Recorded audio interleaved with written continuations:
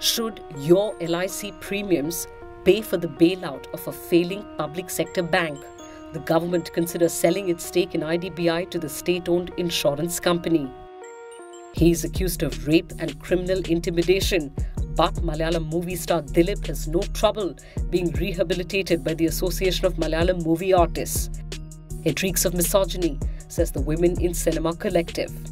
And in a win for all these people, Sudan has revoked its death sentence to this 19-year-old girl convicted of killing her rapist. It's Wednesday, June 27th.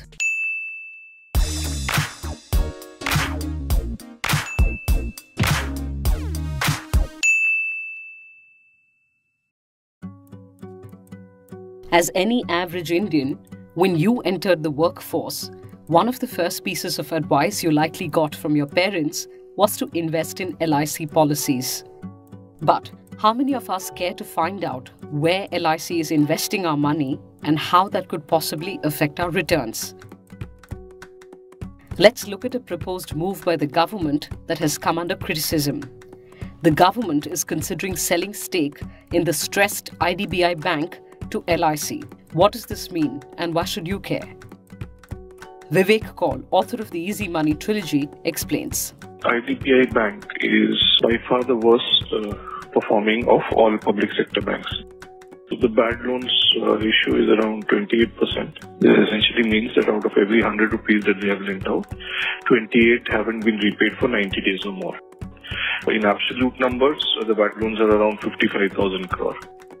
Now, what happens is that, when a bank loses money at the rate IDBI is, it constantly needs capital inflows from the owner to keep it running. So the owner in this case, the majority owner in this case happens to be the government of India. So they've been pumping money into the bank over the years and they've sort of ensured that it keeps running. But have LIC funds been tapped into by the government before? LIC typically has been used to rescue a lot of government deals in the past. There are public sector IPOs which haven't gone through, so LIC has been brought in. How is LIC bailing out IDBI different then? Many of the companies which LIC bought in the past had some sort of a business model. Now this bank with 28% NPA and 55,000 crore of bad loans, and on top of that there are 60,000 crore of what in banking terminology are known as stressed loans. It has been seen in the past that a lot of the stressed loans have become bad loans over a period of time. If the government sort of sells IDBI Bank to LIC, first and foremost, LIC will have to pay the government for buying the stake. So currently LIC owns around 10.82% of IDBI Bank. If it wants 51% stake, it will have to buy a little over 40% more, which as of yesterday amounted to around 10,000 crore. So what they're essentially doing is that they're unloading a bad asset onto LIC and getting LIC to pay for it. If the LIC becomes a 51% owner, the onus is on LIC to keep the bank running. But aren't IDBI and LIC both government-run? And don't government-run entities buy other government-run entities? Like ONGC bought HPCL. What we need to realize here is that LIC does not have money of its own. All the money that it has is the money that people of India, the savings of the people of India which have been invested, in LIC. When we essentially buy an LIC policy, the premium that we hand over to LIC is what will be used to buy IDBI Bank. This is not money of the government, moving from one arm of the government to another arm of the government. LIC does not have any money of its own. All the money that it has is money that the citizens of India have handed over to LIC in the hope that LIC will sort of invest it in the safest possible manner and return it, back to them in the form of, either returns or bonuses or stuff like that. Some people argue that LIC has a huge investable corpus, and if IDBI turns around in, say, 5 years, it could benefit LIC. LIC has no previous, core banking experience. What one needs to understand here is that, LIC is neither a hedge fund, nor is it an asset reconstruction company, nor is it a private equity fund buying distressed assets. It is a proper insurance company which needs to make safe investments. It is not in the business of speculating. It has been argued that the government's Air India disinvestment plan has failed spectacularly, and it doesn't see any private equity takers for a failing entity like IDBI, so LIC coming in will help it partly meet its disinvestment target. This is a problem that the government has to handle at its own level. It is now being sort of dumped onto the citizens of India. And that helps the government because, A, it gets money to sell the bank, and B, it does not have to put more money in order to run the bank. So, both these factors essentially help in, controlling the fiscal deficit. The government may come out with a better fiscal deficit number, but it doesn't really mean anything because you're not solving the problem. Yeah. You're essentially postponing it.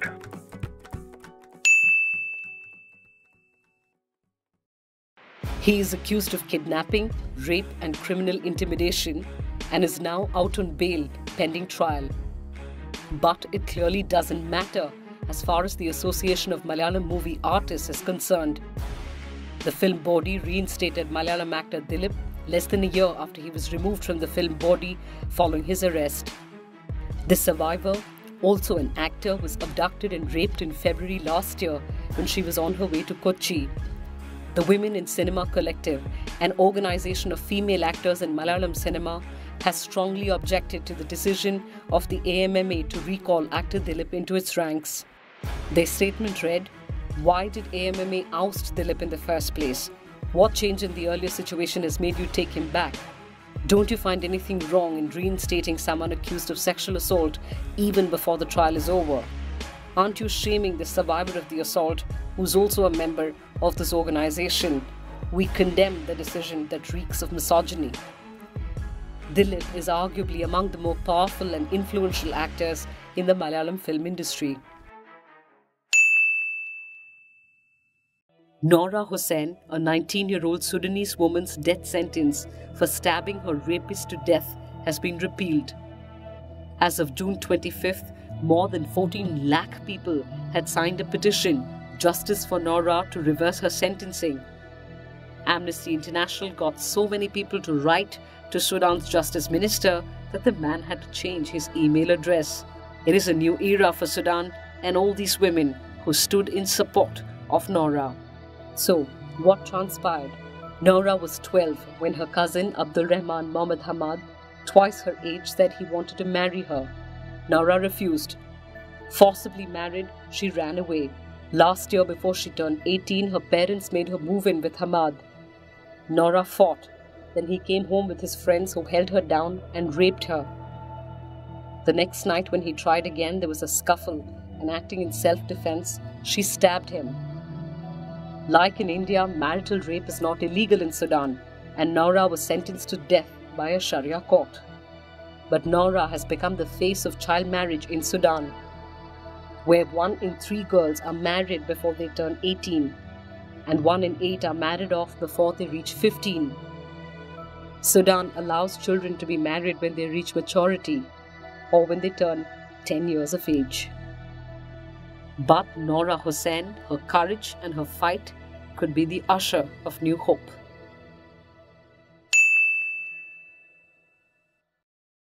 Meanwhile, Russian billionaire scientist Dr. Igor Ashvili has declared himself the head of state of Asgardia, the first ever space nation.